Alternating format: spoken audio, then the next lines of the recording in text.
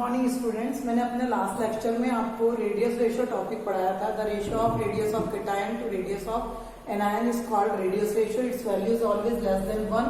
इसकी जो वैल्यू होती है वो 1 से कम होती है। क्यों? Because radius of cation is smaller than radius of anion. क्योंकि केटायन की रेडियस एनायन की रेडियस से क्या होती है? छोटी होती है। इस कारण जो रेडियस रेशियो उसकी वैल्यू 1 से कम होती है। और रेडियस रेशियो जो टर्म है वो केवल आयोनिक क्रिस्टल्स के लिए एप्लीकेबल थी, क्योंकि हम इसमें रेडियस ऑफ केटायन और रेडियस ऑफ एनायन की बात कर रहे हैं, मतलब अपोजिटली चार्ज आयंस की बात कर रहे हैं। इसलिए जो रेडियस रेशियो टर्म्स थी वो आयोनिक सॉलिड से या आयोनिक क्रिस्टल से रिलेटेड टर्म्स थी। उसी टॉपिक में आगे जो आज उसी चैप्टर में हम आगे जो पढ़ेंगे वो है डिफेक्ट्स और इम्परफेक्शन इन सॉलिड्स। डिफेक्ट्स और इम्परफेक्शन इन सॉलिड। मैं आपको बता दूं, ये जितने भी डिफेक्ट्स हम यहाँ पर पढ़ेंगे वो भी आयोनिक क्रिस्टल्स के लिए पढ़ेंगे। आयोनिक क्रिस्टल्स के लिए पढ़ेंगे जिसमें अपोजिटली चार्ज आयंस होते हैं। 0 केल्विन टेम्परेचर, 0 केल्विन टेम्परेचर पर, 0 केल्विन टेम्परेचर को एब्सोल्यूट टेम्परेचर कहते हैं। एब्सोल्यूट टेम्परेचर पर कोई भी क्रिस्टल को आइडियल माना जाता है। एब्सोल्यूट टेम्परेचर यानी 0 केल्विन टेम्परेचर पर किसी भी क्रिस्टल को आइडियल क्रिस्टल माना जाता है। अब मैंने आपको पढ़ाया था कि जो सॉलिड्स होते हैं वो 2 प्रकार के होते हैं, क्रिस्टलाइन सॉलिड्स और एमॉर्फस सॉलिड। क्रिस्टलाइन सॉलिड्स में जो एटम, आयंस और मॉलिक्यूल्स होते हैं they are arranged in a regular order. जब किसी भी क्रिस्टल में एटम, आयंस और मॉलिक्यूल्स एक रेगुलर ऑर्डर में अरेंज रहते हैं तो हम उस प्रकार के सॉलिड्स को या उसको हम क्रिस्टलाइन सॉलिड्स कहते हैं या क्रिस्टल्स कहते हैं। तो 0 केल्विन टेम्परेचर पे जो भी क्रिस्टल होता है वो आइडियल क्रिस्टल होता है, मतलब उसमें नंबर ऑफ एटम, आयंस या मॉलिक्यूल्स एक रेगुलर ऑर्डर में अरेंज रहते हैं। लेकिन above the 0 kelvin temperature, 0 kelvin temperature से अगर ज्यादा टेम्परेचर पे आप किसी क्रिस्टल को रखते हो तो उस क्रिस्टल के कंप्लीट ऑर्डर्ड अरेंजमेंट में, है ना, एक रेगुलर ऑर्डर का जो अरेंजमेंट है उसमें कुछ ना कुछ प्रकार का डेविएशन क्या होता है, प्रोड्यूस होता है। यानी जो रेगुलर ऑर्डर का जो अरेंजमेंट होता है वो क्या हो जाता है, डिस्टर्ब हो जाता है। और उस डिस्टर्बेंस को, उस डेविएशन को हम कहते हैं डिफेक्ट्स और इम्परफेक्शन इन सॉलिड। एक बार फिर मैं आपको बता रही हूँ, 0 केल्विन टेम्परेचर पे मीन्स एब्सोल्यूट टेम्परेचर पे कोई भी क्रिस्टल आइडियल क्रिस्टल माना जाता है, क्योंकि इस टेम्परेचर पे उस क्रिस्टल में जो भी एंटिटीज प्रेजेंट होती है, एटम, आयंस या मॉलिक्यूल्स जो भी प्रेजेंट होते हैं, they are arranged in a regular order. But अगर आप किसी भी क्रिस्टल को एब्सोल्यूट टेम्परेचर से अबोव टेम्परेचर पर रखते हो, उससे ज्यादा टेम्परेचर पर रखते हो, तो कई बार उस क्रिस्टल में या तो एटम्स कम हो जाते हैं या आयंस कम हो जाते हैं या मॉलिक्यूल्स कम हो जाते हैं। किसी प्रकार का जो रेगुलर अरेंजमेंट है वो डिस्टर्ब हो जाता है, रेगुलर अरेंजमेंट डेविएट हो जाता है। तो उस डेविएशन को या उस डिस्टर्बेंस को हम कहते हैं डिफेक्ट्स और इम्परफेक्शन इन सॉलिड्स। सॉलिड्स में 2 प्रकार के डिफेक्ट्स होते हैं। एक होता है इलेक्ट्रॉनिक इम्परफेक्शंस और दूसरा होता है पॉइंट डिफेक्ट। और पॉइंट डिफेक्ट्स को ही दूसरा नाम कहा जाता है एटॉमिक इम्परफेक्शन।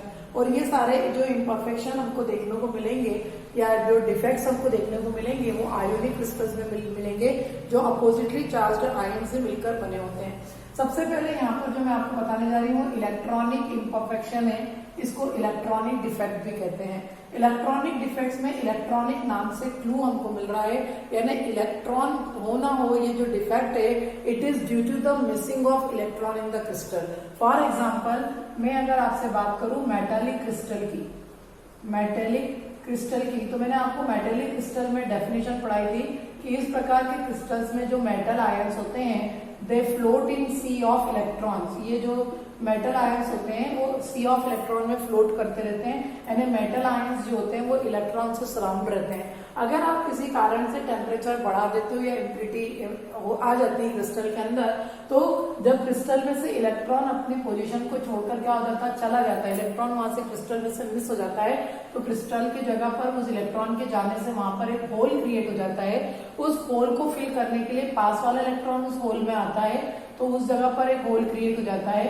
उस होल को भरने के लिए दूसरा इलेक्ट्रॉन उस होल में आता है, तो उसकी जगह पर एक इलेक्ट्रॉन आता है, तो उसकी जगह होल क्रिएट हो जाता है। और due to the formation of these holes the current get a path to flow, current को रास्ता मिल जाता है फ्लो होने के लिए, और उसके कारण क्रिस्टल की जो कंडक्टिविटी है वो क्या हो जाती है, बढ़ जाती है। तो ये जो डिफेक्ट है वो due to the missing of electron है, और इलेक्ट्रॉन के मिस होने के कारण वहां पर एक होल क्रिएट हो जाता है।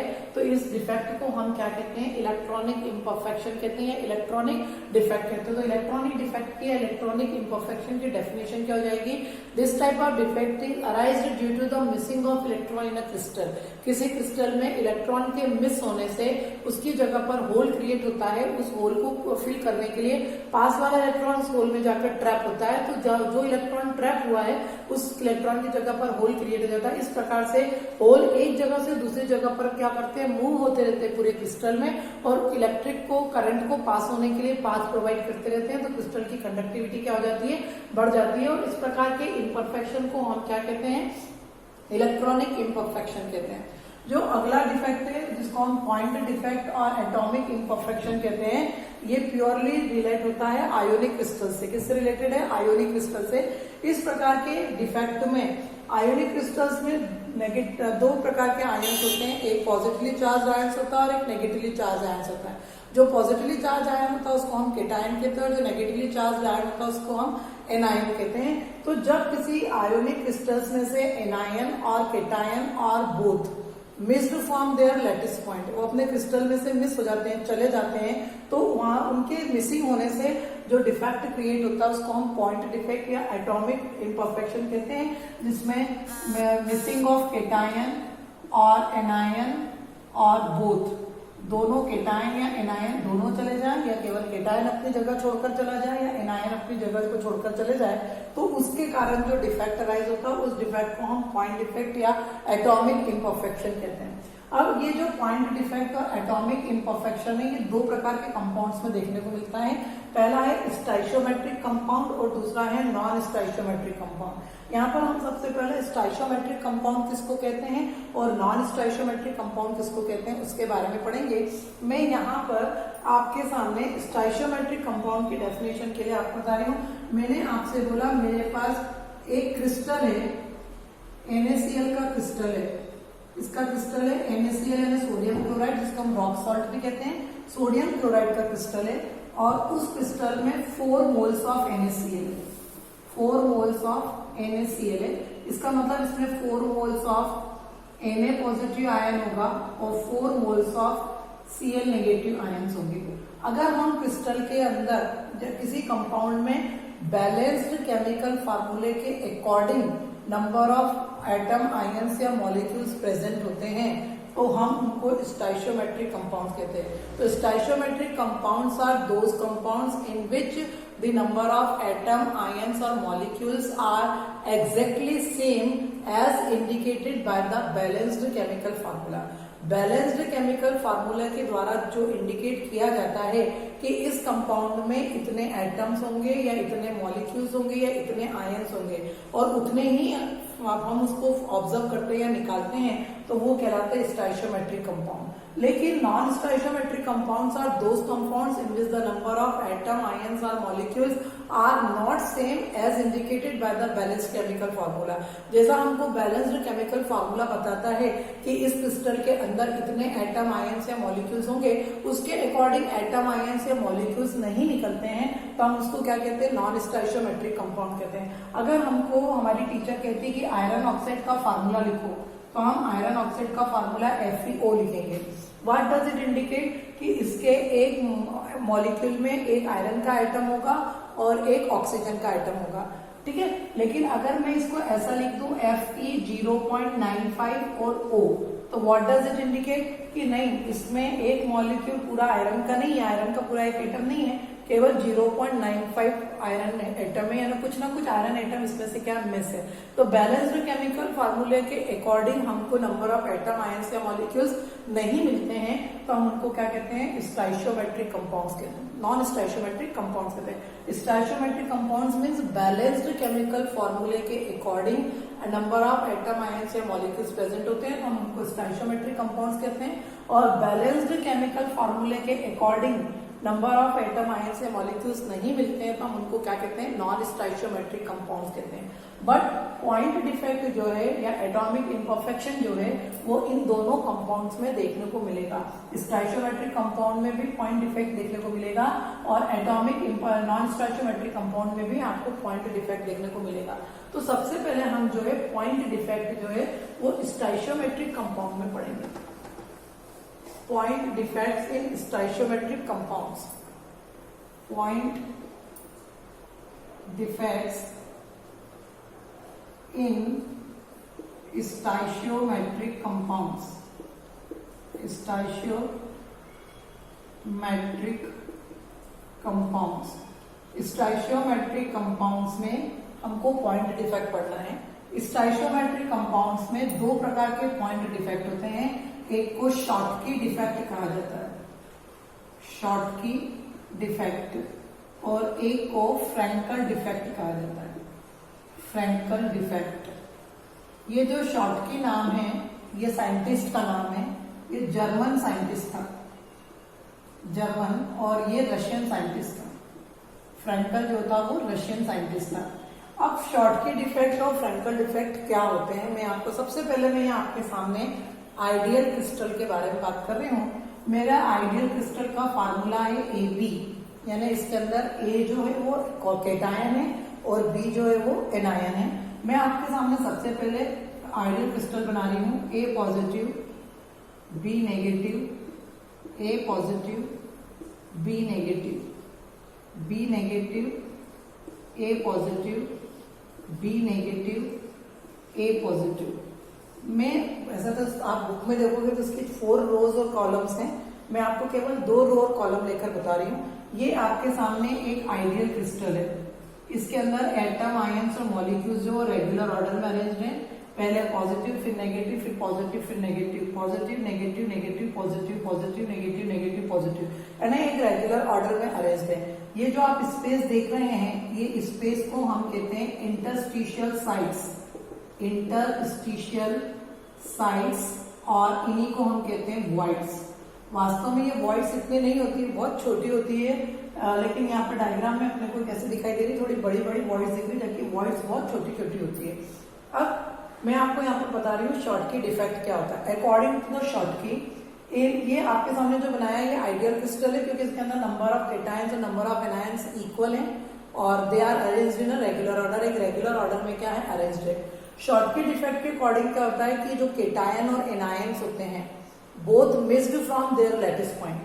ये जहां पर लोकेट होते हैं, एनायन और केटायन जहां पर लोकेट होते हैं उस पॉइंट को हम लैटिस पॉइंट कहते हैं। एनायन और केटायंस जहां पर सिचुएटेड होते हैं या लोकेटेड होते हैं हम उनको लैटिस पॉइंट कहते हैं। क्या कहते हैं, लैटिस पॉइंट। तो जो इस प्रकार के डिफेक्ट में, शॉर्टकी डिफेक्ट में, केटायन और एनायन दोनों अपने लैटिस पॉइंट को से हट जाते हैं, वो क्रिस्टल को लीव आउट कर देते हैं ना, क्रिस्टल में से गायब हो जाते हैं।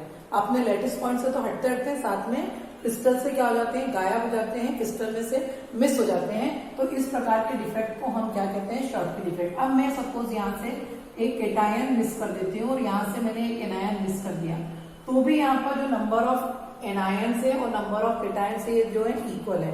तो कहने का मतलब ये हुआ कि शॉर्टकी डिफेक्ट में both cation and anions missed from their lattice point and leave out the crystal, है ना। इस प्रकार के डिफेक्ट में केटायन और एनायन तो अपने लैटिस पॉइंट से हटकर और क्रिस्टल को छोड़कर चले जाते हैं। बट उसके बाद भी जो क्रिस्टल होता है वो इलेक्ट्रिकली न्यूट्रल होता है।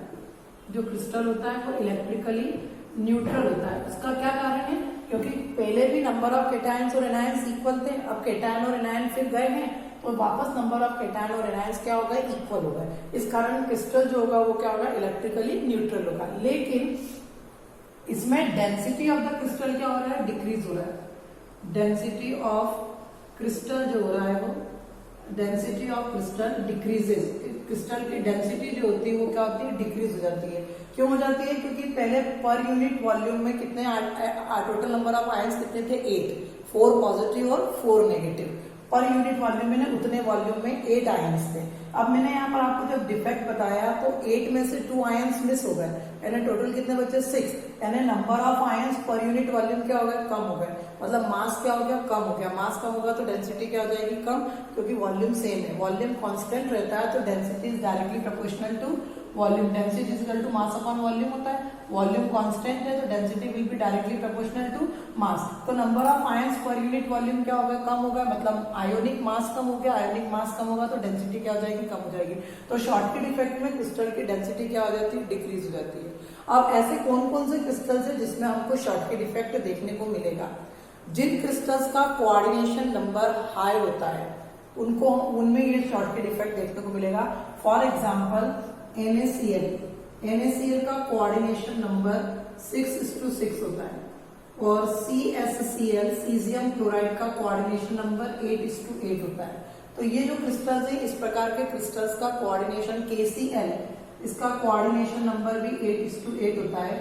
तो इनका कोऑर्डिनेशन नंबर क्या हाई है, यानी एक एटम को, एक आयन को 6 आयन सराउंड करते हैं, एक एटम आयन को 8 आयन सराउंड करते हैं, एक आयन को 8 आयन सराउंड करते हैं। तो इनका कोऑर्डिनेशन नंबर क्या ज्यादा। तो जिन क्रिस्टल्स का कोऑर्डिनेशन नंबर ज्यादा होता है तो उनको हम कौन सा डिफेक्ट देखने को मिलेगा, शॉर्टकट डिफेक्ट। दूसरी बात, the size of cation and anion is almost same. Cation और एनायन दोनों का जो साइज होगा वो ऑलमोस्ट कैसा होगा, सेम जब होगा, तो उस प्रकार के क्रिस्टल्स में कौन सा डिफेक्ट देखने को मिलता है, शॉर्टकट इफेक्ट। यानी shortcut effect is found in those compounds which have high coordination number.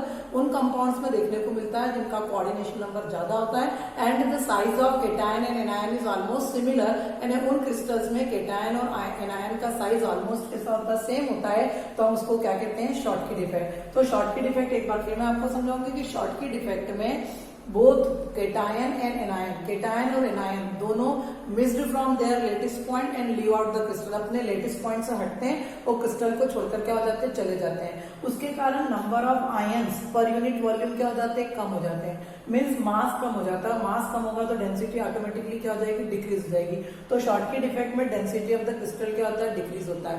ये जो डिफेक्ट है ये उन क्रिस्टल्स में देखने को मिलता है जिनका कोऑर्डिनेशन नंबर ज्यादा होता है। जैसे NaCl का क्रिस्टल में कोऑर्डिनेशन नंबर 6:6 है। इसका मतलब एक सोडियम आयन को 6 क्लोराइड आयन सराउंड करते हैं, उसी प्रकार एक क्लोराइड आयन को 6 सोडियम आयन सराउंड करेंगे।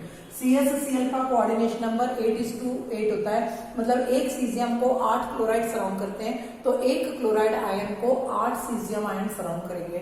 सिमिलरली KCl का कोऑर्डिनेशन नंबर 8:8 है, मतलब एक पोटेशियम आयन को 8 क्लोराइड आयन सराउंड करेंगे तो एक क्लोराइड आयन को 8 पोटेशियम आयन क्या करेंगे, सराउंड करेंगे। तो इस तरह से जो है ये सोडियम क्लोराइड का और इन सबका कोऑर्डिनेशन नंबर ज्यादा है, तो इनमें कौन सा डिफेक्ट देखने को मिलेगा, शॉर्टकट डिफेक्ट। इसमें एक एक्सेप्शनल केस है, AgBr सिल्वर ब्रोमाइड में भी जो है शॉर्टकट डिफेक्ट देखने को मिलता है। यह आपको ध्यान रखना है, ये एक एक्सेप्शनल केस है जिसमें AgBr में भी जो है आपको शॉर्टकट डिफेक्ट देखने को मिलता है। अब मैं यहाँ पर आपको एक एक्स्ट्रा चीज और बता दूं, NaCl के क्रिस्टल में जो होता है Na पॉजिटिव, वो FCC अरेंजमेंट शो करते हैं, यानी face centre cubic unit cell, यानी they will present at the centre of the face of the unit cell. और पोटेशियम क्लोराइड में BCC होता है और सीजियम क्लोराइड में भी BCC होता है। ठीक है, KCl में कौन सा अरेंजमेंट होगा, body center cubic unit cell, CSL में body center cubic unit cell, और NaCl में कौन सा होता है, FCC यूनिट सेल होता है। इसके अलावा मैं एक जानकारी और दे दूं कि आपको पैकिंग जो होती है, जब क्रिस्टल आपस में एटम आयंस या मॉलिक्यूल्स पैक होते हैं तो हम उसको पैकिंग कहते हैं। पैकिंग दो प्रकार की होती है, CCP होती है और HCP होती है। CCP में है ना, क्यूबिक क्लोज पैकिंग में, CCP यानी क्यूबिक क्लोज पैकिंग में number of atoms per unit cell, number of atoms per unit cell 1 होते हैं। पर यूनिट सेल कितने होते हैं, 1, लेकिन कोऑर्डिनेशन नंबर जो होता है वो 12 होता है। कोऑर्डिनेशन नंबर कितना होता है, 12। क्यूबिक क्लोज पैकिंग में number of atoms per unit cell कितने होंगे, 1 होंगे क्यूबिक क्लोज पैकिंग में। यानी कोई भी एटम अगर क्यूबिक क्लोज पैकिंग दिख रहा है मतलब एक यूनिट सेल में उसका कितना एटम है, 1, लेकिन उस 1 एटम का कोऑर्डिनेशन नंबर कितना है, 12 है। उसी प्रकार हेक्सागोनल क्यूबिक पैकिंग में HCP, हेक्सागोनल क्यूबिक पैकिंग में, हेक्सागोनल क्यूबिक पैकिंग में number of atoms per unit cell number of atoms per unit cell वो 4 होते हैं। Number of atoms per unit cell कितने होते हैं? 4, लेकिन इनका भी कोऑर्डिनेशन नंबर जो होगा वो कितना होगा? 12 होगा। इनका भी कोऑर्डिनेशन नंबर कितना होगा? 12। यानी जब भी एटम, आयंस या मॉलिक्यूल्स अपने आप को किसी क्रिस्टल बनाने के लिए अपने आप को पैक करते हैं, उनकी जो क्लोज पैकिंग होती है वो पैकिंग दो प्रकार की होती है। क्लोज्ड क्यूबिक पैकिंग होती है और हेक्सागोनल क्यूबिक पैकिंग होती है। क्लोज्ड क्यूबिक पैकिंग, क्यूबिक यानी क्यूबिक मतलब यूनिट सेल क्यूब शेप की है, पर वो जो यूनिट सेल होगी उसमें नंबर ऑफ एटम्स कितने होंगे? 1 होंगे, मतलब HCC होगा वो। और HCP में, हेक्सागोनल क्लोज पैकिंग में, जो number of atoms per unit cell होंगे वो कितने होंगे? 4 किस में होते हैं? FCC में। तो HCP को क्या मान सकते हैं अपन? FCC, और उसका भी कोऑर्डिनेशन नंबर कितना होगा? 12। ठीक है, तो ये जो है CCP और HCP में दोनों का कोऑर्डिनेशन नंबर कितना होगा? 12 होगा। तो ये मैं आपको अभी जो बताया वो शॉर्टकट डिफेक्ट था। ठीक है, इसके बाद जो अगला डिफेक्ट है वो है आपका फ्रैंकल डिफेक्ट। इसको मैं आपको अपने अगले लेक्चर में बताऊंगी। Thank you very much.